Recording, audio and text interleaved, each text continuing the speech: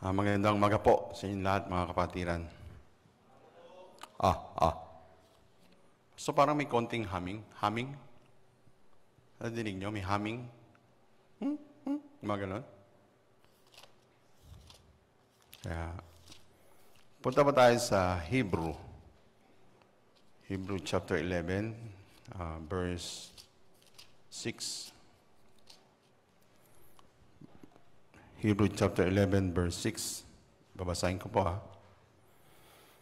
At kung walang pananampalataya ay hindi maaring maging kalugod-lugod sa Kanya sapagkat ang lumalapit sa Diyos ay dapat sumasampalatayang may Diyos at Siya ang tagapagbigay ganti sa mga sa Kanya ay nagsisihanap.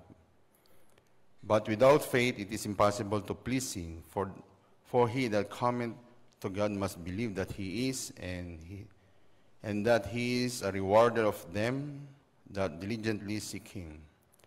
Then Roma chapter 8, verse 8. Andiyan na po kayo. Roma chapter 8, verse 8. At ang nangasalaman ay hindi makalulugod sa Diyos, so then they that are in the flesh cannot please God. Kaya dalawang bersikulo po binasa natin, pero itong dalawang bersikulo ay isa sa pinakamahalaga na bersikulo dito sa Bible. Alam niyo kung bakit? Kasi itong binasa po natin ay contradict, magkalaban, o 100% sila ay kontra sa isa't isa. Tama, di ba? Kaya, alam nyo, 1999, nagkaroon ng first Maniless mission trip sa Pilipinas. 1999. Kaya, nung time na yon, sabi ng lingkod ng Diyos, ang magiging leaders, dahil 2x2 kami ay sinugo Sabi ng lingkod ng Diyos na 2x2. Tapos, sinabi yung mga lugar. Tapos, sinabi ng lingkod ng Diyos na ang magiging leader, yung bata. Hindi sa edad kasi ako po pinakamatanda sa edad ng mga local pastor. Dahil ako po ay 35 years old na Parang ayaw niyong maniwala. Hindi, ako po ay 53 years old na. Kaya at that time, sabi ng lingkod ng Diyos, yung mga bata spiritually, sila yung magli-lead ng Maniless mission trip. Kaya kami, ang destination namin ay papuntang Malolos, San Fernando, tsaka Dap-Dap. Dap-Dap, doon nakatira yung mga Kapampangan. Yung mga, nung pumutok yung Mount Pinatubo, relocation area yon. Ang tawag ay Dap-Dap. Sa Korea ay parang buntong hininga ba yon? Tama ba, Unyang? Hindi niya alam. Dap-Dap. Dap-Dap di ba? Nililito niyo ako, Kasi lagi ko narinig, di ba? Parang buntong hininga. Tama ba? Tama. May senyas dun, no? Kasi si Unyang ay bata pa, kaya hindi niya ata alam yun. So anyway, kaya yun yung destination namin. Malapit lang, no? Ngayon, nung nakaraang mission trip, di ba? Ewan ko kung meron naka-break ng record namin ni Pastor Bernard. Kasi nag-Maniless mission trip kami sa Sorsogon. Alam niyo kung nasaan Sorsogon? Nasa dulo ng Luzon, going south, sa Bicol area. Malapit ka nang tumawid sa amin, sa Bisaya area. Pero pagdating namin, dahil nasaksihan ko yung ganitong Maniless mission trip, di ba? Maraming naka-experience dito ng Maniless mission trip. Nakauwi naman lahat ng mapayapa at buhay, di ba? Tapos, merong mga kanya-kanyang patotoo. Tama po ba? Kaya kami rin, merong ganitong kanya-kanyang patotoo. Pero meron akong isang bagay na sinabi ko sa lingkod ng Diyos. Pag-uwi namin, sabi ko kay Pastor, Pastor, ibig po palang sabihin, sa pananampalataya, pwede rin po palang makapunta sa ibang bansa. Ito ay biglang lumitaw sa bibig ko eh. Pero nung time na yon, actually, hindi ko alam ang buhay pananampalataya. Siyempre hanggang ngayon, ako rin ay marami pang kulang. Kaya kailangan ko itong iglesia at ang lingkod ng Diyos at kayo.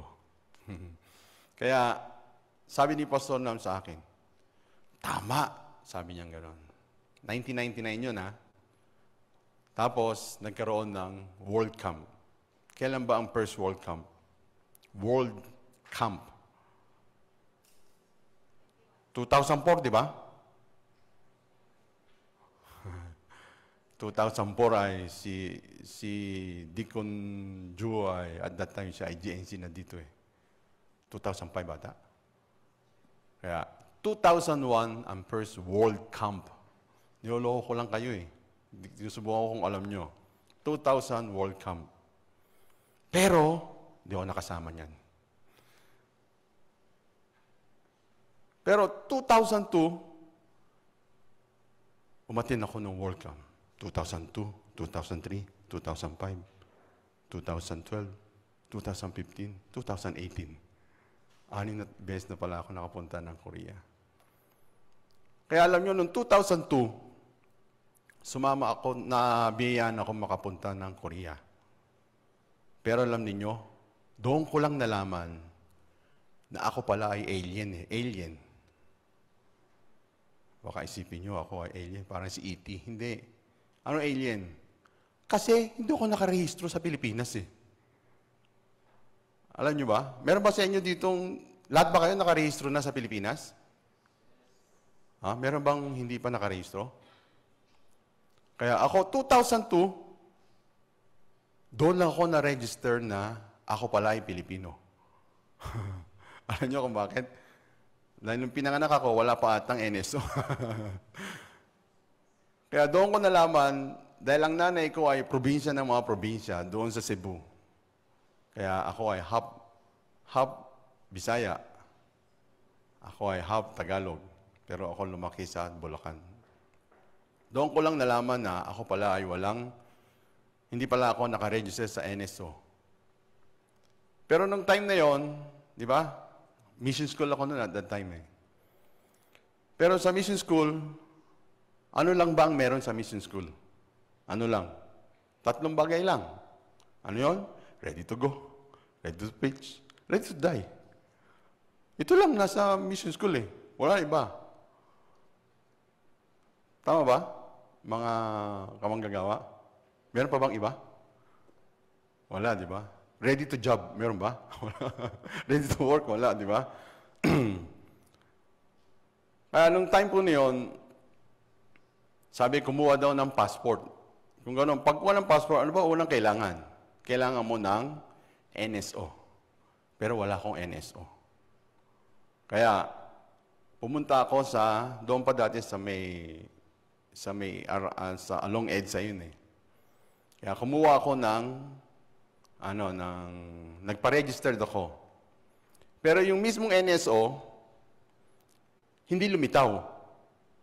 Pero kailangan ko na mag-apply ng passport.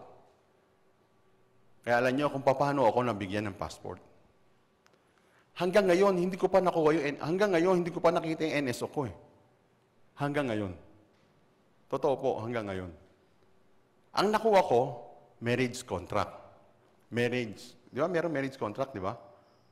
Tapos yung marriage contract ko ay hindi, naka-Facebook tayo, no? Baka marinig nila. Kaya ako, merong marriage contract. Pero hanggang ngayon, hindi pa ako kumuha ng NSO.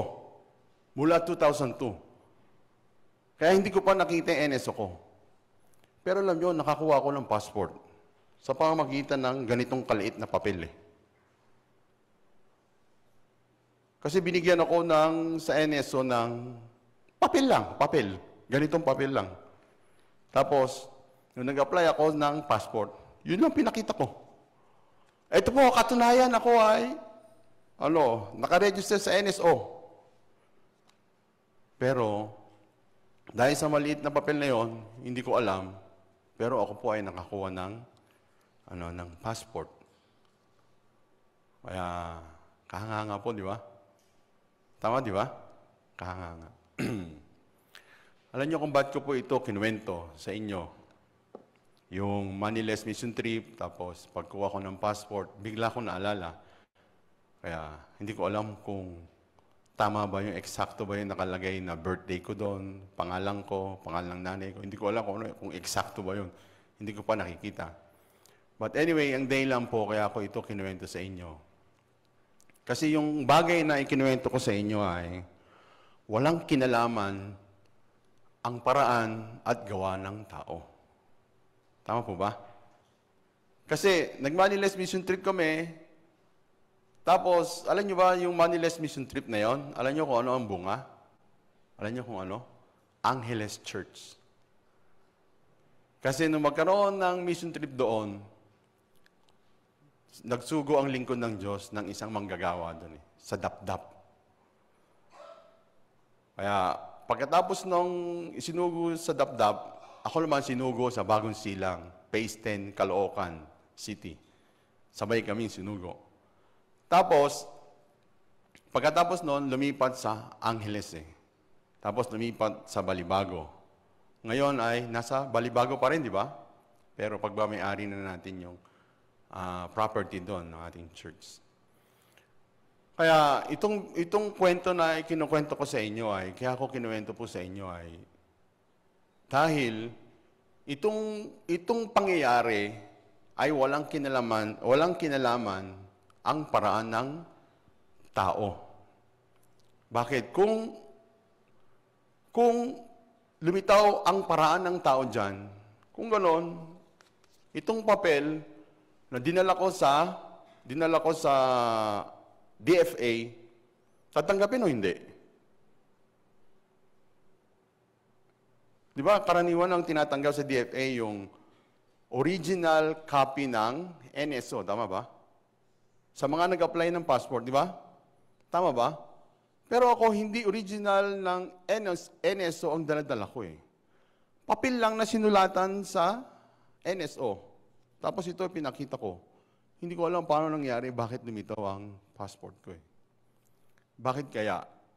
Dahil itong pangyayari ay hindi sa pamamagitan ng paraan ng tao, kundi sa pamamagitan ng paraan ng Diyos. Ano ba yung paraan ng Diyos? Saan ba natutuwa ang Diyos? Saan ba nalulugod ang Diyos? Saan ba nalulugod ang Diyos, mga kapatiran? Saan po ba nalulugod ang Diyos? Saan po? Kanina binasa natin Yun. Sino yung sumagot na yun? Kaya, sa pananampalataya, di ba? Doon lang nalulugod ang Diyos. Kung ganon, saan hindi nalulugod ang Diyos? Saan naman hindi nalulugod ang Diyos? Sa walang pananampalataya. Binaligtad nyo lang Siyempre, sa walang pananampalataya. Di ba? Ang Diyos ay kahit kailan hindi malulugod sa laman. Tama po ba? Sa laman. Ibig sabihin, sa gawa ng tao. Kung gano'n, kailan ba nagsimula yung gawa ng tao? Kailan ba siya nagsimula? Yung gawa ng tao. Alam niyo po, doon sa amin sa Tacloban, merong mga regular akong Bible study. Kaya ngayon yung asawa ko ang nagpupunta doon Kaya ang tawag ko sa kanya, Pastora Waray-Waray. Kasi ngayon na pupunta doon. Kaya nagtatanong siya sa akin ng mga iba-ibang verse. Kaya, kaya yung Diyos ay, saan nalulugod? Sa pananampalataya at hindi siya nalulugod sa laman. Kung gano'n, kailan nagsimula ang gawa ng tao? Kailan po ba nagsimula ang gawa ng tao? Meron po ba kayong idea? Tanungin ko kaya yung mga nakapikit, no? Para magising. Kaya alam nyo kung kailan nagsimula? Kaya punta po tayo sa Genesis. Genesis chapter 3. Genesis chapter 3, verse 17, 18, and 19. Sabi dito, nandiyan na ba kayo? Genesis 3, 17, 18, and 19. At kay Adam ay sinabi, sapagkat iyong dininig ang tinig ng iyong asawa at kumain ka ng bunga ng punong kahoy na aking iniutos sa iyo na sinabi, huwag kang kakain niyaon, sumpain ang lupa dahil sa iyo, kakain ka sa kanya sa pamamagitan ng iyong pagpapagal sa lahat ng mga araw ng iyong buhay. 18. At isisibol niyaon sa iyo ay mga tinig at mga dawag at kakain ka ng pananim sa parang. 19. Ito po, di ba? Sa pawis ng iyong mukha ay kakain ka ng tinapay hanggang sa ikaw ay mauwi sa lupa sapagkat diyan ka kinuha sapagkat ikaw ay alabok at sa alabok ka uuwi. Ano sabi diyan? Sa pawis ng iyong mukha ay kakain ka ng tinapay. Kaya from this time, di ba, bago si Adam at Eva ay kumain ng punong kahoy ng pagkakilala ng mabuti masama, paano ba sila nabubuhay? Di ba, nabubuhay sila sa pamamagitan ng Diyos. Tama po ba? Sila ay nabubuhay sa pamamagitan ng biyaya ng Diyos. Pero dito sa verse 19, ano yung nangyari? Sabi ng Diyos, sa pawis ng iyong muka ay kakain ka ng tinapay hanggang sa ikaw ay mauwi sa lupa. Nakakita na ba kayo ng tao na tumutulo yung pawis sa mukha? Ano kaya ibig sabihin ng pag ang isang tao ay tumutulo ang pawis sa mukha? Ano kaya ibig sabihin? Ibig sabihin ay sobrang work ang ginagawa niya, di ba? Matinding trabaho. Usually makikita natin yan sa saan ba? Sa mga construction, di ba? Tama ba? Ako naman, pinapawisan ng mukha ko rin. Alam niyo kung kailan? Pag kumakain ako ng maanghang. Pero hindi ako naghihirap. Pag kumakain ako ng maanghang. Pero yung mga tao na nakikita natin na tumutuloy yung pawis sa mukha, ibig sabihin, sobrang trabaho nila, di ba? Pero ano ba ibig sabihin nitong verse na ito? Ibig sabihin nito ay, mula noon, ang tao ay nahiwalay sa biyaya ng Diyos. Mula noon, nahiwalay ang tao sa Diyos. Na dating ang Diyos ay gumagawa para sa kanila. Pero sabi ng Diyos, sa pawis ng iyong muka ay kakain ka ng tinapay. Kung gano'n, mula noon si Adam ay, sa pamamagitan ng paraan niya, sa pamamagitan ng gawa niya, si Adam ay nabubuhay. Tapos, mula doon, nagsimula ang turo ng tao. Mula noon. Nagsimula ang tao ay, ang tinatanggap niya ay, ang tao. Kaya alam niyo, habang ako ay nangangaral sa amin, minsan tinatanong ko, dahil ang kaharap ko ay mga waray-waray Kaya sabi ko, naintindihan niyo po ba yung Tagalog ko? Oo naman daw. Kaya dahil sila ay ilang buwan ko nang kinakausap, pero kahit ipinangaral ko itong ebanghelyo, tapos ngayon ay wala lang kasalanan. Di ba? Pagka na isang linggo, meron uli. Ano yung bumalik? Kaya asawa ko rin hanggang ngayon ay nakakaral ng gospel. Alam niyo po kung ano ang natuklasan ko? Wow, ang tao ay, ano ba yung nasa puso ng mga tao? Ano ba yun? Doon, habang binabasa yung Biblia, sa puso pala ng tao ay, alam niyo kung ano ang pinakamatibay? Ang pinakamatibay pala ay, turo ng tao Turo ng tao ay nasa loob ng puso ng tao. Kaya doon, naliwanagan ako, siyempre, doon nakita ko kung gaano kahalaga ba yung ebanghelyo na nasa akin Dahil ipinangaral sa akin itong ebanghelyo, naliwanagan ako sa puso ng Diyos. Naliwanagan din ako sa sarili kong puso. Pero yung mga tao, hindi nila alam. Hindi nila alam na itong nasa loob ng puso nila ay galing sa turo ng tao. Kung ganoon, saan sila lumaki? Lumaki sila sa turo ng tao. Ngayon, ikinukwento natin yung turo ng Diyos. Kaya, Madali ba nilang tanggapin? Hindi nila madaling tanggapin eh. Kaya ang pangangaral ay hindi pala basta-basta talaga. Ang pangangaral ay kailangan talagang isipin, kailangan talagang humingi ng biyaya. Kaya, nung iniisip ko yung kaligtasan ko, how lucky I am. Bakit? Alam niyo kung paano po ako naligtas? Diba? Marami dito nalalaman niyo kung sino ako, di ba? Wala dito yung pamangking ko eh, Sister Jenny. Alam niyo ba, Sister Jenny Goli, siya ay pamangking ko eh. Anak siya ng pinsang buo ko. Yung papa niya at saka ako ay magpinsan. Pero never niya akong tinawag na tito. Buti na lang. Kasi magmumukha ko lalong matanda, di ba? Ang laki-laki ng tumatawag sa akin tito. Wala siya kasi dito eh. Baka nasa baba. Kaya anyway, nung time na yon, siyempre dahil sa kalikutan ng isip ko noon, dahil sa nangyari sa buhay ko noon, alam niyo kung ano ang isip ko noon? Sige, ang kulit nitong si Jenny. Aya siya ng aya sa akin eh. Kaya sabi ko, sige, aatin ako ngayon. Kasi dati, mula Monday to Friday ang evangelical meeting eh. Kaya Wednesday, umatin ako. Sabi ko, sige, aatin ako ng Wednesday. Para makita naman ng mga kababaryo ko na ako ay nasa gitna ng Bible study. Pero sigurado may nagsasabi sa kanila, Arnold, baka masunog ka dyan! Di ba ganyan pagka yung, di ba? Pagka yung troublemaker ka, o pasakit ka, o pasaway ka, di ba? Ganyan sinasabi. Kaya isip ko, aatin ako para magpakitang tao sa mga kababaryo ko eh. Ito yung purpose ko talaga. Pero kahanga-hanga ang Diyos. Alam niyo kung bakit. Dahil Miyerkules ako umatin noon, kung hindi ako nagkakamali, ikinukwento ni Pastor ng tungkol sa kautusan eh. Kasi series yan, di ba? Mula umpisa, Monday, Tuesday, Wednesday.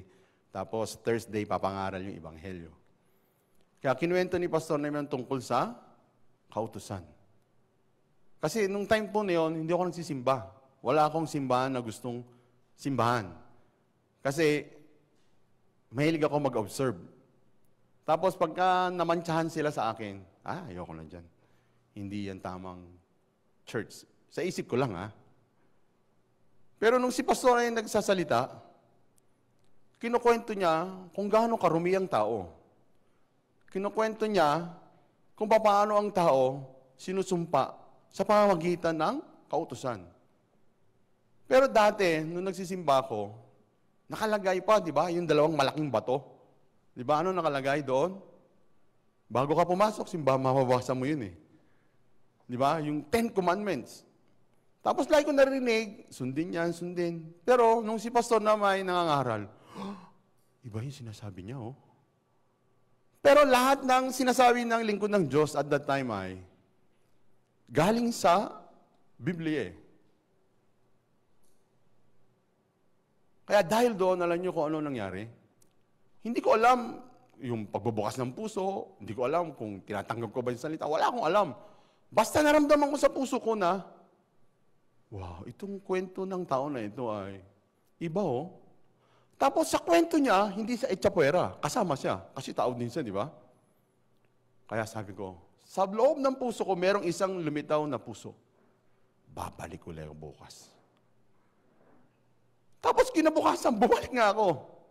Katabi ko ang tatay ni Sister Jenny. Kaming dalawa magkatabi.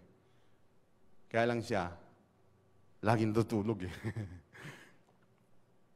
Kaya hindi ko alam kung naligtas siya nung time na yun. Pero ako, nung bumalik ako nung Webes, si Pastor Namay, personal counseling sa akin. Tapos hindi ko makakalimutan, alam niyo kung paano ako naliliwanagan sa kaligtasan. Si Pastor Namay nag-drawing drawing. Simula at wakas. Tapos, nag-drawing siya ng krus. Tapos doon sa krus, minub niya konti, sabi niya, kailan ka pinanganak? 1970. 1970. Kailan ka mamatay? Hindi ko po alam. Kaya, halimbawa, 1970, 2070, mamatay ka, halimbawa. Tapos pinaliwanag niya yung ginawang kapatawaran ng Panginoong Yesus. Kung paano inalis yung kasalanan. Kaya, madaling maintindihan, di ba? Nung nakita ko ito, sabi sa akin ni Pastor, ang kasalanan mo ay nasa iyo pa? O namatay kasama ni Jesus? Sabi ko, wala akong isip na, hindi dahil sa walang isip, kundi madaling maintindihan, di ba? Ay, wala na po. Kasi nandoon na kay Jesus. Tapos sabi niya, kung ganoon, may kasalanan ka pa, wala. Wala na po. Tapos sabi niya, ligtas ka na? Ano pong ligtas? Sabi ko ganoon. Ano pong ligtas? Inulit-uli ni Pastor yung gospel sa iba namang, kasi ligtas eh, ko, ano ba yung ligtas? Ligtas ba sa? Ligtas ba sa sakuna? Ligtas ba sa sakit? Ligtas ba sa kung saan? Hindi ko alam kung ano ligtas eh. Sabi niya, ligtas ka na ba? Ano po yung ligtas? Tapos, biglang umiti si Pastor, pinangaran niya uli, tapos bandang huli, sabi ko, ako po, ligtas na, wala nang kasalanan. Pag uwi ko sa bahay, nakangiti ako eh. Kasi nung naligtas si Sister Lydia, alam niyo kung anong sabi niya? Iba, higit sa akin, mas kilala ko ang asawa ko kaysa sa inyo, di ba? Mas kilala ko siya, di ba? Kaya, nung March 16, 1999, Sister Lydia umuwi. Sabi niya sa akin, Nod, wala na akong kasalanan. Sabi ko, sila na ba ulo mo? Sabi ko, ikaw ata may ganyan. Bakit ka mawalang kasayang ganyang ugali mo? Ay nako, nandito pala siya sa Zoom. Yung ganyang ugali mo, maliligtas ka. Sino ba yung minsan tumawag? Si Pastor Ian. Tumawag yung asawa ko eh. Wala ako, nasa baba ako. Kaya sinagot ni Pastor Ian. Siyempre, kasi baka emergency, nakita ni Pastor Ian, Sister Lydia, di ba? Sabi na sa, bakit? Bakit ka tumawag? Ganito asawa ko eh. Bakit ka tumawag? Ngayon, nagko-complain niya, nadidinig niya. Bakit ka tumawag? Sabi ni Pastor Ian, Sister Lydia, si Ian po ito. Ganun ba? Nasaan si Pastor? Biglang baba yung ano niyo, di ba? Kaya sabi sa akin ng asawa ko, wala na akong kasalanan. Sabi ko, loko-loko ka rin. Sabi ko gano'n. Pero nung maligtas ako, kasi alam nyo, nung Sister Lydia ay maligtas, nanalangin siya sa Diyos eh. Alam nyo kung ano panalangin niya? Panginoon, iligtas niyo po itong asawa ko. Tapos, right after 2 weeks, ako ay naligtas eh. Kaya huwag kayong luloko-loko. Panalangin ng asawa ko ay mabaksik talaga, di ba? Tama ba? Kasi nung ako ay sumakit ang tiyan, kahit kami ay contradict ng asawa ko, dahil alam ko siya ay makapangyarihan, babae. Sabi ko nung sumakit ang tiyan ko kasi, kala ko mamatay na ako nung minsan. Na-impacho ata tawag doon. Impacho ba tawag doon? Nagkasabay-sakay, sumakit yung tiyan ko, sumakit yung sikmura ako, tumaas yung acid. Sobrang sakit. Alam nyo? Sabi ko sa asawa ko, hoy, baka na yung kamay mo. Patok mo sa ulo ko. Malalahin ka ngayon. Kasi makapangyarihan ang asawa ko, di ba? Kaya nung maligtas ako after 2 weeks, nung March 16, after 2 weeks naligtas ako, umuwi ngayon ako sa bahay. Nakangiti ako. Sabi ko sa asawa ko, hoy, ako din wala nang kasalanan. Ito ay sabi ko sa kanya eh. Tapos asawa ko, siyempre tuwan-tuwa rin, di ba? Pero sumama ang loob ng asawa ko sa Diyos eh. Naligtas na ako, sumama pa loob. Alam niyo kung bakit? Kasi right after ng 2 or 3 months, nilagay ako ng Diyos sa mission school. Kaya nanalangin uli asawa ko. Sabi niya, Diyos! Sabi ko, iligtas niyo ang asawa ko! Hindi ko sabihin, kunin niyo siya! Kasi pumasok ako sa mission school, ayaw ng asawa kong sumunod eh. Ayaw niya sumama. Alam niyo kung bakit? Actually, first time ko umattend ng mission school, sinuway ako ni Pastor Nam eh. First day ko nagulat ako. Wow, ang baksik nitong Koreano na to. Kasi hindi ko po alam yung lingkod ng Diyos. Alam niyo kung ba't ako sinaway? Kasi nung panahon na merong Bible class.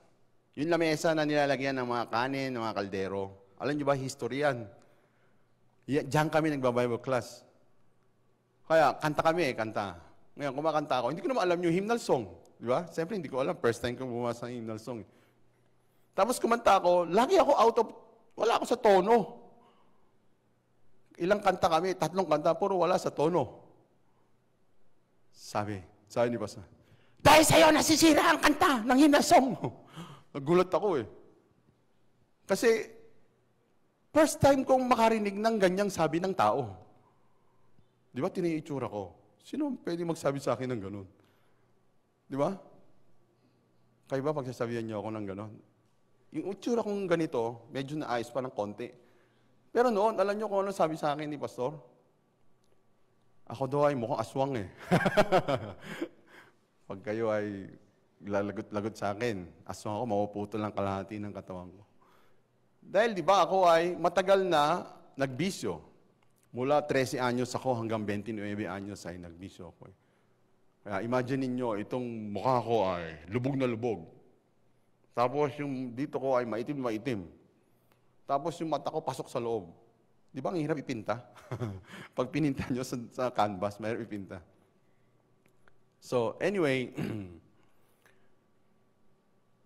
nung nasa loob ako ng mission school, first time kong nakarinig ng ganong saway. Hindi ko yan, kahit sa magulang ko, hindi ko yan narinig eh. Pero si Pastor na talagang nagulat ako eh. Doon naramdaman ko ng puso ko, naramdaman sa puso ko ay, siya ay iba. Pero kinabukasan uli, di ba, meron tayong tinatawag na pasakay po, di ba? Naranasan niyo ba pasakay po? Meron ilan dito. Ako, pasakay po no, ng ilang buwan. Sasakay ako ng jeep, pupunta ako ng monumento, sasakay ako ng bus, papunta ng SM North. Pagbaba ko ng SM North, lalakarin ko hanggang Pag-asa sa umaga. Sa hapon, babalik ako ng Bulacan. Mga ilang buwan, ganyang ginawa ko. Pero habang ako nasa loob ng mission school, pagkatapos ng Bible class, nagpapatotoo sila. Ako, hindi ko alam kung ano ipapatotoo ko. Wala akong alam kahit ano. Sumasama ako sa hayo-hayo. Pagkatapos ng hayo-hayo, uwi na ako uli ng Bulacan. Kinabukas ng umaga, ganun uli. Hapon, pag ganun ako. Ilang panahon ako, ilang buwan ako nagpasakay po eh. Pero hindi ako nagsasabi sa jeepney driver. Basta sumasakay ako, basta bumaba ako. Sasakay uli ko, baba uli ko. Pero kahit minsan, alam nyo, hindi ako sinite. Wow, ganito pala ang buhay. Sasakay ako, baba ako. Baba ako, sasakay uli ko. Pero nung time na yun, minsan, lumapit ako sa lingkod ng Diyos. Sabi ko sa lingkod ng Diyos, Pastor, may tatanong lang po ako. Ano yun? Sabi ko sa kanya. Pastor, pag nandito po ako sa loob ng pagkasama ko po, kayo, mga mission school, kasi at that time, ilan-ilan lang ang mission school eh. Tapos, pag lumalabas po kami, nakikinig sa kanila, ang saya po ng puso ko eh. Sabi ko sa lingkod ng Diyos. Pero pag uwi ko po sa amin, parang ang puso ko ay sobrang nahihirapan, hindi ko pa alam, nabibigatan, hindi ko pa, basta sabi ko, meron po akong naramdamang hirap. Sabi ni Pastor Nam, kung gano'n, mula ngayon, huwag ka nang umuwi. Sabi ni Pastor, mula ngayon, huwag ka nang umuwi. Nung marinig ko ito, wala akong pag-aalala. Kasi ang puso ko masaya habang kasama ang mga ligtas na tao. Kasama ang mga missions ko, kasama si Pastor Nam, kasama ang nakikinig ng salita araw-araw. Tapos mula noon, hindi ako umuwi. Tapos gaya rin ng iba, habang ako nandoon, siyempre, first time ko maiwalay sa pamilya ko, lagi ko rin silang iniisip. Tapos minsan sinaway ako ni Pastor eh. Dahil naramdaman ng lingkod ng Diyos ang puso ko na nahihirapan, nabibigatan. Sabi niya, ikaw, ano ba ang puso mo? Gospel, Bible class kami noon eh. Sabi ko, wala naman akong sinasabi. Bakit sinasabi ako ni Pastor? Yung pala, alam ni Pastor na kung ano nangyayari sa puso ko eh. Kaya, sabi ko, Pastor, iniisip ko po yung pamilya ko. Kung gano'n, mag-aamin ka! Sabi ko sa akin. Sabi ko, amen!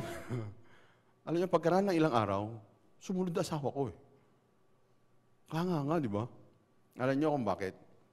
Nung time na yon, Sister Lydia ay nag-iisip pala. Ako naiiwan dito, tapos asawa ko nang doon. Bumabalik siya dito, nag-aaway lang kami. Pag pupunta siya dito, nag-aaway kami. Kung gano'n, sumunod na lang sa kanya. Away lang kami ng away. Kung gano'n, pagdating doon, mag-aaway lang din kami. Mas maganda magkasama kami mag-aaway. Pero alam nyo, yung pala ay kilos ng Diyos eh. Alam nyo kung bakit? Dahil nagkaroon ng isang Bible seminar. Hindi ko makakalimutan si Pastor Kim Suyon. Hindi. Kim ng dati ng India, Orissa.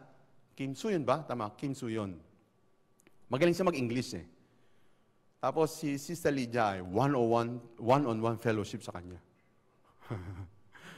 Kasi siyempre, nireport ni Pastor Nam, asawa ng isang mission school, matigas ang ulo. Hanggang ngayon, matigas pa rin ang ulo. Kaya, siya one-on-one. Pagkatapos ng one-on-one na yun, kasi nung time na yun dalawa lang naligtas Yung isa patay na. Edwin, ang tawag sa kanya? Si Edwin, taga-Bagong Sikat? Tagumpay, Edwin Tagumpay, tsaka si asawa ni Lisa. Brother Frank, dalawa lang sila Pero alam nyo kung ilan yung dinikit naming poster? Milyon. sa mga poste-poste. Pagkatapos pinatanggal sa amin. Naalala ko noon si Brother June Husayan. Andito ba siya? Siya ay kasama ko Kaming dalawa team. Nagkandaihi kami kadidikit. Tapos pagdating ng gabi, nagalit sa amin yung mga barangay. Kinabukasan, tinanggal ulit namin. Tapos ang naligtas ay si Brother Edwin Tagumpay at Brother Frank. Pero nung time na yon, Sister Lydia ay sa pamamagitan ng fellowship, doon pala binago ng Diyos ang puso niya. Kaya habang iniisip ko ito, kaya nung isang araw, nagkausap kami ng isang manggagawa. Siya rin, meron siyang parang problema. Kasi nag-iisa siyang nagmi-mission ngayon. Hindi ko sasabihin ng pangalan pero kilala niyo na siya, di ba? Lahi, kasi ang asawa niya, lahi ng asawa ko Kaya, sabi ko sa kanya, ikaw, huwag mo siyang isipin. Alam mo ba kung gaano kapalad ang buhay natin? Alam niyo ba kung gaano kapalad ang buhay natin? Tayo lahat na nakaupo dito, kahit tayo may mga talangka sa utak, di ba? Kahit tayo pasaway, kahit tayo matigas ang ulo, di ba? Pero yung pagkakaupo natin dito, alam niyo ba kung gaano kapalad natin? Bakit? Ang daming nakarinig ng Ebanghelyo dito sa Pilipinas. Pero tayo, ilan-ilan na nandito, di ba? Merong isang taong kapatiran. Merong 20 taong kapatiran. Meron dito 20 taon na bago bumalik Pero bumalik pa rin. Nagkaanak pa. Ang cute pa ng anak. Di ba? Alam niyo kung sino siya? 20 taon. Nung siya umalis, uhugin pa. Nung bumalik siya sa church, parang uhugin pa rin ata. Spiritually, parang gano'n pa rin. Kaya, lahat tayo ay mapalad. Bakit hindi? Bakit? Sobrang palad natin Dahil binuksan ng Diyos ang puso natin para itong ebanghelyo ay pumasok sa puso natin. Ako, masasabi ko, marami akong kulang. Marami akong mga kamangmangan sa loob ng church. Pero kung iniisip ko, how lucky and blessed my life. Ako lang, no? Kayo hindi? Sige, bahala kayo. Di ba? Bakit? Lahat ng kasabayan ko noon, noong 1990s, ilan sa kanila, RIP na. Ilan sa kanila, ganyan naglakad,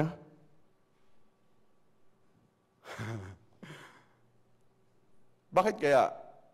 Tapos nung minsan pumunta ako sa Lulumboy. Namit ko yung nagpapa-parking sa amin.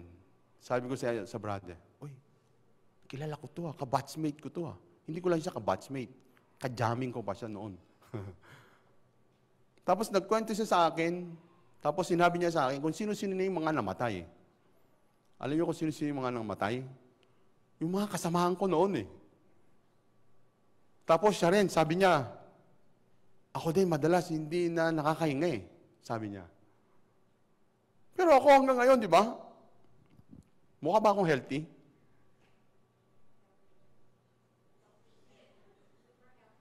super healthy. Siyempre, anak ko yan, di ba? Ako ay, mukhang healthy, di ba? Malakas.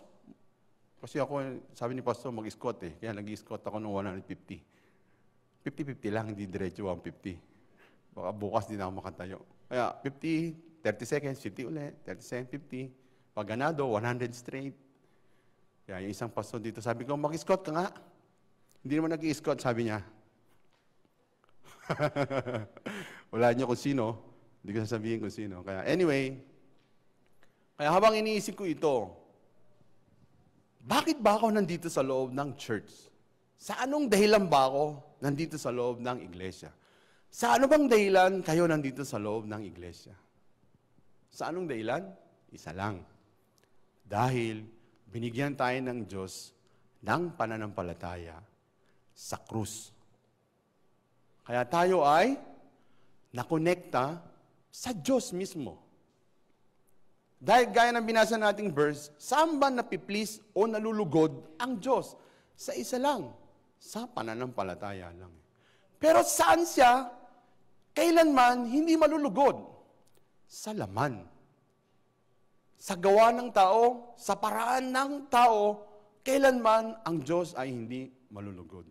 Kung gano'n, ilan sa Biblia yung mga tao na sinubukan nilang mabuhay na lumabas sa buhay pananampalataya.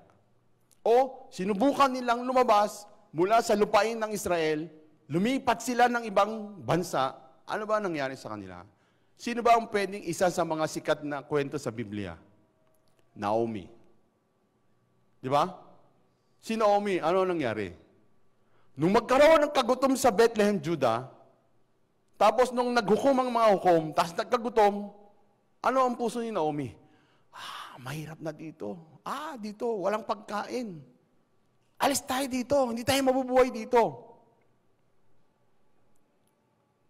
Pero ang Bethlehem, Judah, ano siya? Siya ay lupa ng tinapay eh. Kaya saan sila nagpunta? Pumunta sila saan? Sa Moab. Tapos ano nangyari? Sa loob ng 10 taon, nawala lahat ng pamilya niya. Tapos nung bumalik siya, ano ang patotoo ni Naomi? Ano ang patotoo ni Naomi? Sabi ng mga babae na nakakita, hindi ba siya si Naomi? Pero ano ang patotoo niya? Huwag niyo na akong tawaging Naomi. Tawagin niyo akong Mara. Dahil ako ay ginawa ng Diyos ng kapait-paitan sa buhay ko eh. Di ba? Tapos meron pang isa sa New Testament. Sino yun? Yung lalaking nahulog sa kamay ng mga tulisan. Saan siya nagpunta? From Jerusalem. Saan siya nagpunta? Sa Jericho. Pero doon sa Jericho, di ba? Nandoon siya sa Jerusalem. Nasa lupang pangako siya eh. Pero siya umalis. Ano nangyari? Siya ay binugbog, tapos hinoldab, tapos iniwang halos patay na, di ba? Halos patay na. Kaya minsan, iniisip ko buti na lang hindi ako naging pogi. Nagsasabi lang ako ng pogi, pagkaharap ko yung sarili ko sa salamin Meron bang tao na kaharap mo na sa salamin yung sarili mo, sabi, pangit ko naman. Walang ganyan, di ba? Parang, ganda ng kilay ko ata ngayon O yung ilong ko parang nagkakaroon ng, kahit wala nang, imagination na lang yun Parang may buto na dito Kahit ang Pilipino, dapa ang ilong, di ba? Di ba? Huwag daw mahihiya kung ang iyong mukha ay pango, di ba? Ilong pala, pango, di ba? Imagination na lang yun Kaya iniisip ko, sorry sa pogi wala nang pogi dito Yung pogi nga, may pogi nga dito, tutulog pa. Kaya maganda, sorry po kung may maganda. Kaya huwag niyo isipin kayo maganda, pogi. Alam niyo kung bakit? Iniisip ko, kung ako naging pogi, nasa loob kaya ako ng iglesia? Kung ako kaya naging mayaman, nasa loob kaya ako ng iglesia? Di ba? Kung ako naging matalino, buti na lang from school bukol ako. Kasi nung isang araw, yung anak kong panganay, pinakita niya yung card ng apo ko puro 8. Tapos may 9. Isa 80. Sabi ng anak ko, buti na lang hindi nagmana sa lolo. Kasi ako, nung ako ay nag-aaral, hindi ko kilala 8. Puro palakol ako, palakol. 7. Alam niyo ang ugali ko noon? Pag narinig siguro sa Facebook, ganito pala mga pastor ng Good News Mission. Kasi ganito ako nung high school ako eh. Pag ang grade ko ay first grading, 75.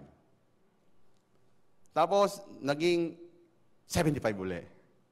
Di ba? Kasi noon, 70 lang ang pinakamababa eh. Hindi siya pwede bumaba ng 60. Meron bang 69 na grade? Meron ba ngayon? 70 lang din ba? Pagkabaksak, 70, di ba?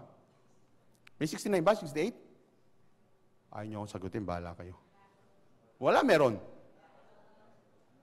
Ay pala si Sir Luis. Meron bang 68 na ano? Meron. Buti na lang ako noon, 70. 70. Kaya noon, 75, third grading, naka-jackpot ako, 80. Jackpot yun, Pag nalaman ko 80, fourth grading, hindi na ako papasok. Bakit? 75, 80. Pag ginawa ko 70, ang general average, 75 pa rin. Ngayon, hindi na ako papasok noon. Kahit ano sabihin sa akin ng teacher ko, hindi na ako papasok. Kasi wala akong hiling mag-aral eh. Wala akong hiling mag-aral nung time na yun. Kaya, buti na lang ako hindi naging matalino. Habang tinitingnan ko yung sarili ko, salamat sa Diyos. Ganitong klase ako ng tao. Hindi ako matalino, hindi mayaman ang angkang ko, wala akong pinag-aralan. Tapos, ganito pa yung nakaraan ng buhay ko. Salamat sa Diyos. Bakit? Kasi, dito lang ako bagay eh. Dito sa church lang ako bagay. Wala akong ibang lugar na bagay sa akin. Pinilit kong maging bagay sa mundo. Pero ano nangyari sa akin? Buti na lang mga anak ko magaganda. Sabi ko lang. Ako lang may sabi. Siyempre, tatay ako eh. Pag iniisip nilang maganda sila, bahala sila.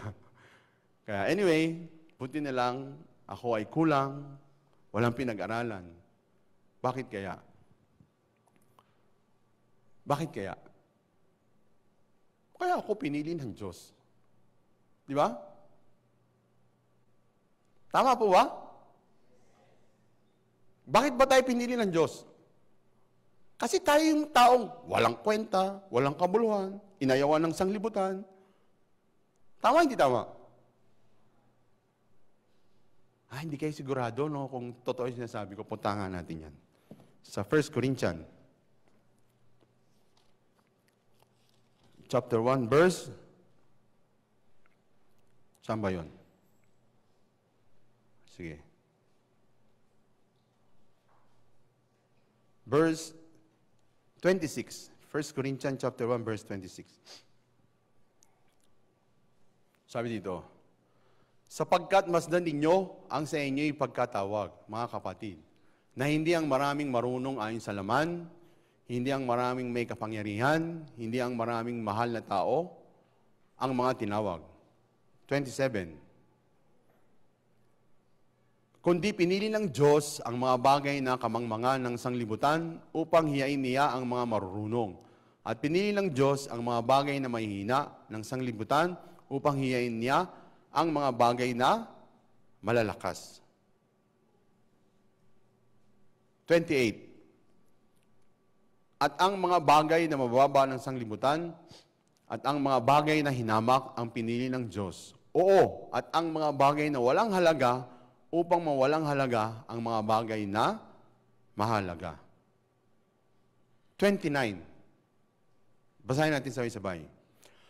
Upang walang laman na magmamuri sa harapan ng Diyos. Ngayon, tayong lahat, pwede ba nating sabihin, ako kasi magaling sa ganito, ako kasi ganito, ako ganyan. Hindi, di ba? Kundi tayo ay, anong klaseng tao? Walang kwenta ng mga walang kwenta. Kaya nung isang araw, merong isang brother na naka-fellowship ko eh.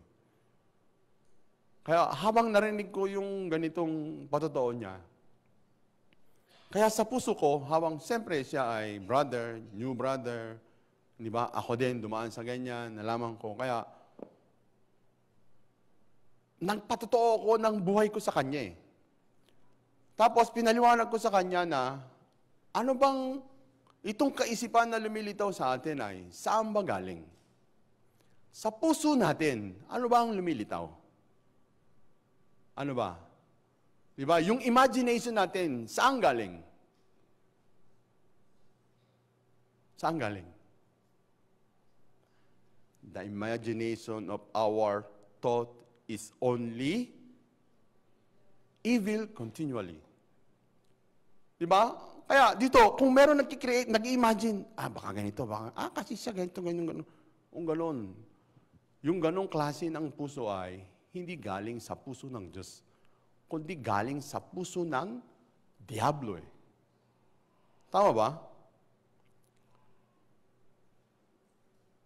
Kaya sabi ko sa brother na ito, brother, ngayon, lahat ng naiisip mo, lahat ng lumilitaw sa iyo, ayon sa sinasabi ng Diyos, galing ba yan sa Diyos o galing sa Diablo? Kaya sabi ng brother na ito, Pastor, nahuli na, galing pala sa Diablo. Kaya mula noon itong brother ay, naliwanagan siya na, Pastor, galing pala yan sa Diablo. Kaya from the start, ngumiti na siya uli. Tapos dati siyang may birgote tsaka balbas. Kinabukasan, nagulat ako. Ang pogi nitong brother ngayon Kasi nag-ahit siya eh. Bigla siya nag-ahit. Kaya tatanong ka, sino kaya yung sinasabi ni Pastor? Mga nagmamarites kayo dyan Kaya, hindi ko alam kung siya ay magpatotoo. Pero, biglang sinabi niya, Pastor, galing pala yun sa Diablo. Tapos sabi niya, Pastor, ano yung verse na binasa mo? Na patay na ako? Kaya, saan ba yun? Galatians chapter 2, verse 20. Kaya sinulat niya Kaya, pag lumilitaw uli yung imagination sa puso niya, iharap niya yung Galatians 2.20. Wow! Eto, patay na ako. Hindi na ako yan. Di ba? Sabi doon sa Galatians 2.20. Tayo pa ba ang nabubuhay? Hindi na. Si Nicole, si Bebe, si Sarah, sino ka ba? Si Krisa. Si Angel, si Gian, si Unyang, di ba? Sila pa ba yan? Hindi na sila yan Kasi tayong lahat ay napako na sa krus. Patay na tayo sa krus, hindi pa. Kaya sabi nitong brother, yes, Pastor, ako patay na. Sino yung nabubuhay sa'yo? Si Jesus. Kaya ako ay tuwan-tuwa Kasi biglang yung lahat ng sinasabi niya, naliwanagan siya na hindi pala siya yun. Diablo pala yun. Kaya ngayon, lagi ko siya nakikitang nakangiti. Tapos, mukhang masaya na yung muka. Bukas na yung muka. Tapos, bati na daw sila hindi na daw sila galit nung isang brother dito. Bati na sila. Usap na sila. Kaya, masaya, di ba? Tama ba? Bakit? Nung una, iniisip niya, meron siyang kabuluhan na tao Pero, sa bandang uli, ako pala ay taong walang kwenta. Tayo pala ay taong walang kabuluhan. Kung ganon, di ba, si Naomi, nung lumabas siya ng Bethlehem, Judah, alam niyo kung ano nasa puso niya? Kaya niyang mabuhay sa Moab. Kung ano sa isip niya, meron akong ganitong talento. Meron akong ganitong kakayahan. Kaya ko mabuhay. Pero anong nangyari? Nabuhay ba? Buong pamilya niya ay namatay. Kaya, nung pagbalik niya, don't call me Naomi, call me Mara. Dahil ginawan ako ng kapait-paitan ng Diyos. Naintindihan ba ninyo? Kaya, tayo ay, meron ba tayong kwenta o wala? Wala tayong kwenta. Isa lang may kwenta. Si Jesus lang. Jesus lang ang may kabuluhan eh. Tayong lahat, walang kabuluhan. Kaya, talagang ako ay nagpapasalamat sa Diyos. Kasi, yung sinasabi sa Biblia, hindi ko maitanggi na, talagang kahit saan ako tumingin, ako ay walang halaga. Diba? Paminsan lang, nag-iisip na wala akong halaga. Di ba sira ulo ako? Kung iniisip ko ako ay may halaga, kung ano, ako, mangmang o hindi? Ako mangmang, hindi. Mangmang. Kung iniisip ko ako ay may kaya, kung ano, ako mangmang o hindi? Ako ay mangmang eh. Kaya, mapahalag tayo, hindi? Sobra o hindi? Sobra. Lahat tayo may kanya-kanyang kwento ng buhay. Iba-iba ang kwento ng buhay natin. Pero pag sinuri lahat tayo walang kwentang tao. Lahat tayo ay walang kabuluhan. Kaya tayo nakaupo dito eh. Dahil ako ay matangkad? Kaya ako nakaupo dito? Ako pang VIP protocol? Matangkad ka lang eh. Di ba? Tama ba?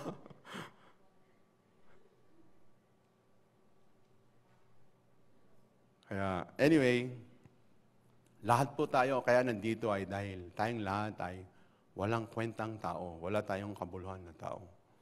Kaya, mga walang kwentang tao, tayong pwedeng matuto ng pananampalatayang buhay. Kasi, sabi ng Biblia, sabi ng Diyos, saan ba siya mapiplease? Sa pananampalataya lang. Saan siya hindi mapiplease? Sa laman. Kaya, talaga ako ay nagpapasalamat sa Diyos kasi dahil ako ay nandito sa loob ng iglesia, tapos sa pamamagitan ng lingkod ng Diyos, sa totoo, iniisip ko, paano kung hindi ko nakilala ang lingkod ng Diyos na si Pastor Nam? Paano kaya kung hindi ko siya nakilala? Ano kaya nangyari sa buhay ko? Tapos minsan narinig ko yung isang mensahe na sinadya pala ng Diyos na ang buhay ko ay maging ganun eh. Na maging mabisyo, ganitong walang pinag-aralan. Alam niyo kung bakit? Para makilala ko yung tagapagturo sa buhay ko eh. Para meron akong maririnig na salita, liko ka sa kaliwa, liko ka sa kanan. Huwag kayong malito walang bumubulong sa akin Baka sabihin niyo, pastor, may bumubulong pala sa iyo. Liko ka sa kaliwa, liko ka sa kanan, ibig sabihin, meron ng gumagabay ng buhay ko. Kaya anyway, di ba ngayon po ay, nung kanina, binabasa ko yung sa 1 Corinthians chapter 12. Tungkol to sa part ng katawan. Alam niyo itong kwento, di ba? Itong verse na ito, itong kwento. Kaya habang binabasa ko ito, bakit itong kwento ay biglang nakita ko eh. Tapos ngayon, tayong lahat, siguro lahat kayo naman, di ba? Lahat. Meron ba dito hindi nag-iisip tungkol sa World Cup? Meron ba sa inyo hindi nag-iisip? Kung hindi nyo iniisip ang World Cup, isipin nyo mula ngayon. Isipin nyo mula ngayon. Kaya, di ba tayo ngayon, the reason why nandito kami mga local pastor, kasi para sa ating World Camp. Kaya nung binabasa ko yung 1 Corinthians chapter 12, nakalagay doon na yung mata, hindi niya pwedeng sabihin sa kamay na hindi kita kailangan. Tapos itong katawan natin ay itong katawan natin ay iba-iba ang part, pero iisang katawan. Kaya ikinuwento doon na kahit anong ginagawa natin, lahat ay galing sa Spirit. Kaya ako din nagpapasalamat dahil nandito ako, tapos matututo kung paano ihanda itong World Camp. Dahil ngayon, ang World Camp natin ay hindi basta-basta eh. Hindi basta-basta. Tapos, paghahanda rin ng World Camp ay mas maganda, hindi smooth. Exciting pag hindi smooth eh. Pag smooth, walang kwenta. Pagka hindi smooth, mas nakaka-excite. Bakit? Ano nakaka-excite? Kung paano kikilos ang Diyos. Di ba? Yung pagkuha ng visa ng, sinag? Sinagtala? Ano ba yun? Ha? Ano? Sining tanglawan, di ba? Narinig niyo yung patotoo, paano sila nakakuha ng visa, di ba? Tama ba? Nung marinig ko itong kwento, itong patotoo, wow, ang Diyos ay talagang, di ba? Unang apply nila, binalik yung dokumento nila. Pangalawang apply nila, binigyan na sila ng visa. Kaanganga, di ba? Kaya, nung sila ay nabigyan, tuwan-tuwa ako eh. Alam niyo kung bakit? Kasi, isa sila sa pananalangin. Habang ako nanalangin, isa, yung visa nila ay pinanalangin. Kayo din nanalangin, di ba? Tama ba? Kaya sila ang dami palang hindi nananalangin dito tungkol sa visa. Ilan-ilan lang mo eh. Nanalangin kayo, hindi? Sige, sabihin ko, nanalangin lang kasi baka ganito, ganyan, ganon. Tapos, lupa sa lawag. Meron na, di ba? Tama, hindi tama? Ako rin tuwan-tuwa eh. Kasi, laging siyang pinapaalala sa akin ng Diyos. Kaya nanalangin din ako tungkol sa lawag. Kaya tuwan-tuwa ako nung marinig ko na nakabili na ng lupa sa lawag. Ngayon, nagko-construction na, di ba? Nagpo-pundasyon na. Tama, di ba? Tapos, Kabanatuan Church din. Ako din, pinaalala sa akin ito. Tapos, meron pa isa. Nanalangin ako para sa anak ko eh. Kaya, si Joey ngayon ay qualified na eh sa DepEd.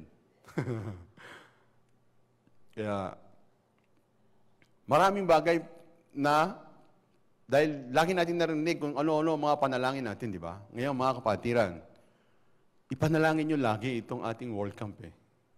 Kaya, napakaraming dapat isipin. Kaya dahil ang utak ko, konti lang, kaya hiniram ko lahat ng utak ng mga kabataan. Kaya nagkaroon kami ng brain storm. Brainstorming, di ba? Kaya inalam ko itong mga utak ng mga kabataan. Pare-pares pala kami, bobo. Anyway, di ba? Dahil sa kasama yung mga kabataan, meeting dito, meeting doon, puro meeting, buti na lang may nagpapakape. Kaya, lumitaw ang isang conclusion. Hindi ko alam kung ito ay papasa sa lingkod ng Diyos. Pero alam po ninyo, pumasama itong napagmitingan namin, o yung parang isang conclusion, kung paano, kasi isipin po ninyo, 3,000 na tao, paano siya kukontrolin? 3,000 na tao, paano siya kapakainin? 3,000 na tao, paano siya paupuin ng maayos? Ito nga mga kapatiran eh. Ang tagal ng kapatiran, hindi pa maayos ang upo eh. Bungi-bungi. Tingnan bungi-bungi oh. Di ba?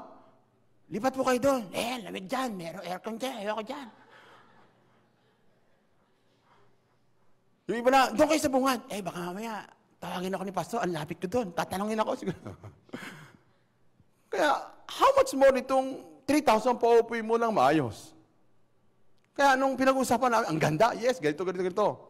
Kaya bigla akong sinabi sa mga ka-team, mula ngayon, isipin natin ang negative part. Ano ang pwedeng maging pangit na mangyari? Isipin natin. Lahat ng kausap ko. Di ba? Dapat isipin din yung negative part, di ba? Tama ba? Tama, di tama? Paano kung maging ganito? Paano maging ganyan? Ano gagawin natin? Ganito ba, Pastor? Kaya, habang kasama sila, tapos ibang mga local pastor na, kasi ang ating department head ay mga local pastor eh. Kaya, pero dahil busy ang mga local pastor sa pagbabasa ng Biblia, sa pangangaral, paglabas-labas, pag-i-invite sa CLF, di ba? Kaya, nagkaroon ng isang conclusion na, why not isama natin mga kabataan? Tapos, sila ang gagawa ng presentation. Pagkatapos nilang igawain yung presentation, pag na-present na nila, ibibigay na lahat sa local pastor itong trabaho. Kaya, ito yung parang napag-usapan namin eh. Kasi alam nyo kung bakit? Kasi meron po tayong 500 na volunteer. 500 na volunteer, kung itong 500 ay maligtas at maliwanagin sa Ebanghelyo, sabi ng lingkod ng Diyos, very successful, full ang ating welcome. Kaya, kailangan nating, parang, di ba, itong mga taga City College ay maging bukas na puso. Kaya kailangan natin ang habag ng Diyos. Kung paano tayo kinilos ng Diyos, manalangin tayo na kilusin din sila katulad ng pagkilos sa puso natin. Kaya merong ilang linggo na makakasama natin sila. Kaya sabi ko doon sa mga kabataan, di ba, ang instinct ng tao ay ganito eh. Kaya ngayon, napag-uusapan namin ang head ng food. Dahil siya dating manager ng Jollibee, kaya siya yung recommended eh. Kaya kinuwento niya sa akin, Pastor, kaya Jollibee po, kunin natin. Dahil ba ikaw dating taga Jollibee, baka may porsyento ka dyan. Kaya, hindi po. Kasi ganito. Pag Jollibee, may kontrata yan. Pag na-late sila, may ganito. Kasi kung karinderya, ganito, iwan na yan. Baka mamaya, may sira pa yung Kaya na-convince, na-persuade niya ako eh. Persuade. Di ba parang yung parada? Na-convince niya ako. Sige, maganda. Kaya, 3,000 katao, naranasan ko dati, 2011. Nagpakain tayo ng 2,000 plus na tao. Sabi nung missionary pastor, meron akong isang Pilipino na hindi ko makakalimutan ang pangalan niya sa buong buhay ko. Hindi ko sabihin kung sino yun, ha? Sabi niya ganyan, eh. Kasi nagkulang ang pagkain nun, eh. Kaya, kahit tutong, inihain sa mga kumakain. Pero this time, kaya kailangan natin mag-isip ng paulit-ulit. Kaya, ngayon po, huwag po kayong mag-alala. Kayong mga nakaupo dito, huwag kayong mag-alala. Kasi pinipili na namin kung saan namin kayo ilalagay. Okay po ba yun, mga kapatiran? Okay. Nilagay namin kayo. Talagang pinipili namin ngayon. Kung sino ito, saan ba to? Saan ba siya pwede? Sige, dito. Ito, saan? Doon. Para lahat, di ba? Masaya o hindi? Kasi tayo isang katawan, di ba? Isang katawan, isang spirit. We have the same spirit? Kung gano'n, sama-sama. Kung magkita-kita tayo doon, ang saya-saya, di ba? Tama ba? Kaya, sana kayo ay manalangin. Una sa lahat, malaking gastos. Kasi tayo magpapakain ng 3,000 na katao. Tapos ako, bilang sa sounds and lights and LED, nung pumunta ako doon, itong sounds ay mga 90%, wag naman sana. Sige, mga 50% tatanggapin ng technician o audio technician. Kasi lagi ko siyang kasama eh. Sobrang tindi ng level niya tungkol sa audio. Kaya hindi pwede class A, hindi pwede. Tapos, second to the high quality, hindi rin pwede. Yung pinaka top of the line na sound system kailangan. Bakit? Kasi si Pastor Park ang speaker eh. Di ba? Tapos, merong choir. Tapos ito ay sobrang laking gym, di ba? Dito halos wala ng echo. Doon ay ganun eh. Kaya itong echo, alam nyo, kailangan mawala. Kung pipitsugin lang na mga speaker gagamitin, kung gano'n, sobrang ingay doon eh. Naintindihan ninyo? Kung concert, bagay na bagay yan. Pero hindi eh, lecture. Especially, Pastor Park ay magsasalita. Kailangan marinig ng mga tao. Kaya ito rin po, manalangin po kayo. Tapos, kailangan po natin ng ganitong iisang puso para, siyempre, sa kinumpute ng lingkod ng Diyos ay mga 3M kailangan natin. Kaya hingi natin to sa Diyos, no? Tama ba? Kaya anyway, gaya ng verse na binasa natin, this time, ang Diyos, hindi lang this time, ang Diyos siya ay nalulugod sa pananampalataya. Kaya tumakbo tayo na may pananampalataya, gaya ng mensahe na binigay ng lingkod sa atin, di ba? Yung pangako ng 36:38 ng Ezekiel, di ba? Yung gibang bayan, pupunuin ng kawan ng mga tao. Last week, sabi ng mensahe, tayo ay nasa Deuteronomy chapter 28, verse 1 to 6. Kahit saan tayo pumihit, pagpapalain tayo. Amen? Pagpapalain tayo, di ba? Bakit? Kasi tayo ay nasa mundo ng ano ngayon? Tayo ay nasa mundo ng biyaya. Tayo wala na sa gawa. Bakit? Kasi ang gawa natapos na eh. Kailan siya natapos? Yung gawa, kailan natapos? Kailan siya natapos? Yung gawa. Alam niyo kung kailan? Nung si Jesus ay napako sa krus, natapos na ang gawa. Bakit? Sige, tingnan natin itong verse nito sa Roma chapter 10, verse 4. Pakilagay English Tagalog sana. Sabi, Roma chapter 10, verse 4. Tagalog muna. Sabi dito, sapagkat si Kristo ang kinauwian ng kautusan sa ikatutuwid ng bawat sumasampalataya. English. For Christ is the end of the law for righteousness to everyone that believeth. Ano daw? Nag-end na ang law. Ang law. Kailan pa? Nung si Kristo ay namatay sa krus, tayo ay tinubos na sa sumpa eh.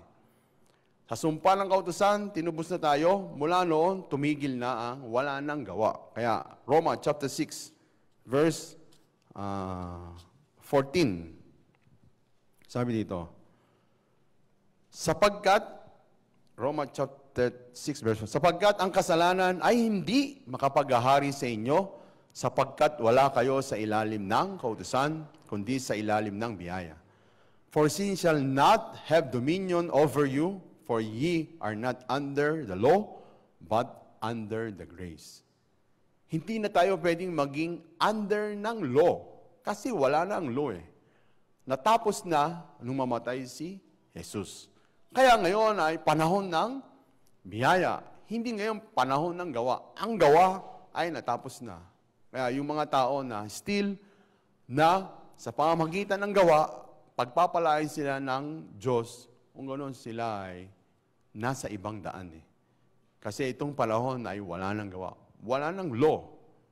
Di ba? Dahil natapos na, lumipas na, nawala na, kung ano ang naiwan na lang ay biyaya.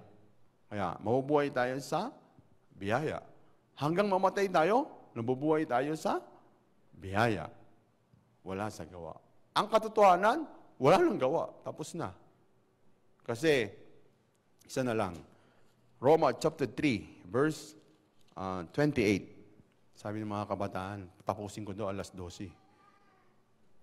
Roma chapter 3, verse 28. Kaya nga, maipasisiyan natin na ang tao ay, maipapasya natin na ang tao ay naaring ganap sa pananampalataya na hiwalay sa mga gawa ng kautusan. Therefore, we conclude that a man is justified by faith without the deeds of the law.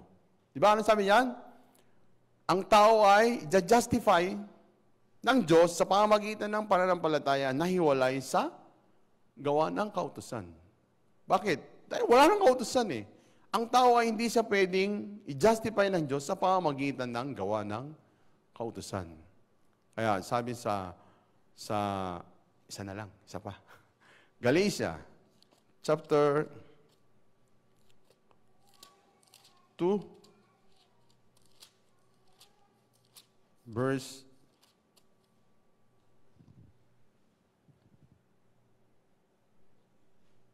16. Galatia chapter 2, verse 16. Bagamat naalaman na ang tao ay hindi naaring ganap sa mga gawang ayon sa kautusan, maliban na sa pamamagitan ng pananampalataya kay Hesus Kristo. Tayo rin ay nagsisampalataya kay Kristo Jesus upang tayo aring ganap sa pamamagitan ng pananampalataya kay Kristo. At hindi dahil sa mga gawang ayon sa kautusan, sapagkat sa mga gawang ayon sa kautusan ay hindi aariing ganap ang sinumang laman. Sobrang liwanag, di ba? Na kahit kailan ang tao ay hindi siya ma-justify sa pamamagitan ng gawa niya, kundi sa pamamagitan lang ng pananampalataya. Kay Kristo Jesus. Justify tayo ng Diyos sa pamamagitan ng pananampalataya. Kaya sabi ng Diyos, ako ay nalulugod lang sa pananampalataya. Ngayon, yung buhay natin bilang ligtas, nasaan tayong mundo? The just shall live by faith. Kaya tayo nabubuhay. Tingnan ninyo, merong isang pastor ay inimbestigahan yung buhay ko sa pamamagitan ng Facebook. Nagulat siya. Bakit? Kasi, ang laki ng IYF, nakalagay ako doon. Director ng Region 8. IYF, Director ng Region 8. Di ba? Pero hindi niya alam, wala akong pera. Kaya, anyway, di ba? Tama ba? Bakit? Kasi ang pera hindi yung honor dito eh. Kaya, tama ba? Kasi baka madinig niya ako.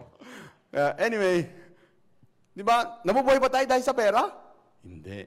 Nabubuhay tayo dahil sa pananampalataya. Di ba?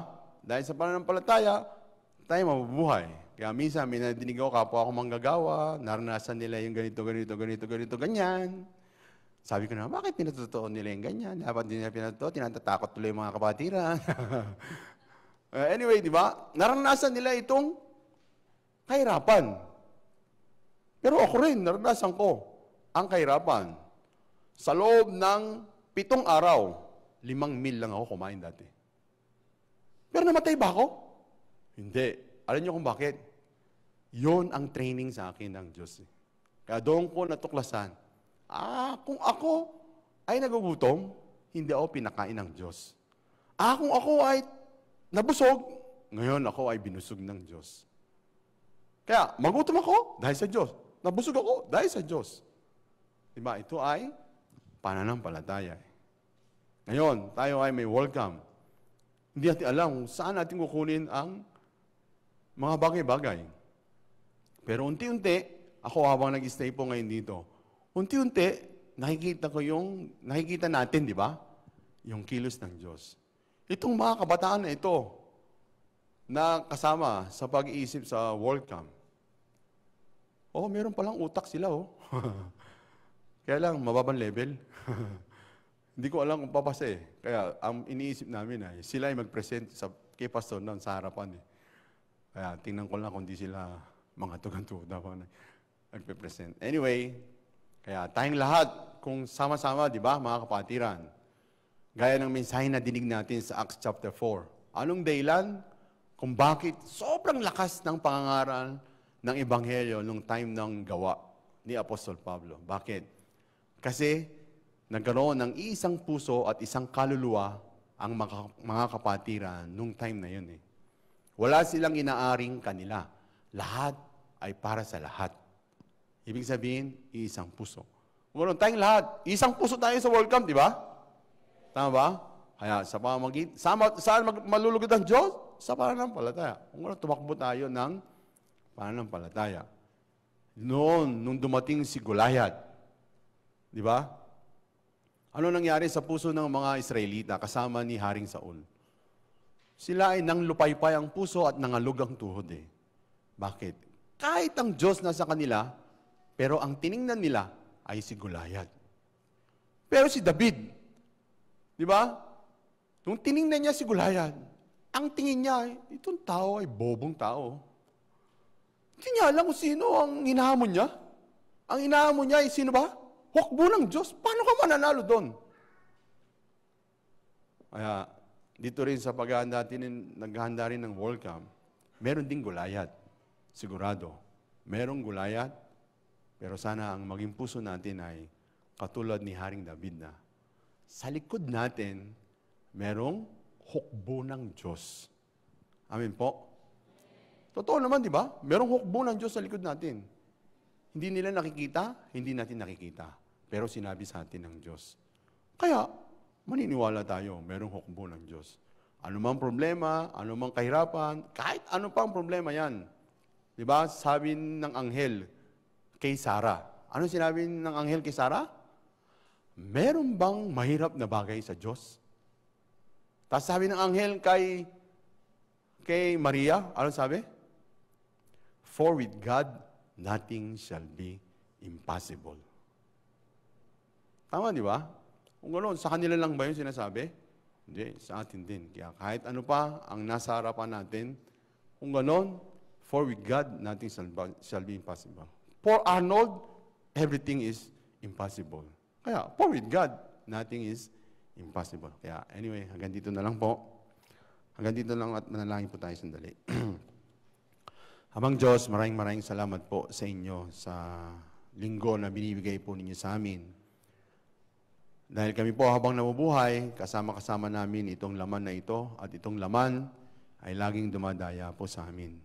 Pero Panginoon, gaya ng salita sa Roma chapter 8 verse 8, itong laman kahit kailan ay hindi nyo kalulugdan. Kaya nagpapasalamat po kami dahil nandito kami sa loob ng iglesia, pinapaliwanag sa amin, pinapaliwanag po ninyo sa pamamagitan ng lingkod at iglesia at mga kapatiran, yung buhay sa laman ay hindi kalugod-lugod sa Diyos. Kung kaya kami po ay tinuturuan nyong mabuhay na dumepende sa inyo o mabuhay na sumasampalataya sa bawat salita ninyo.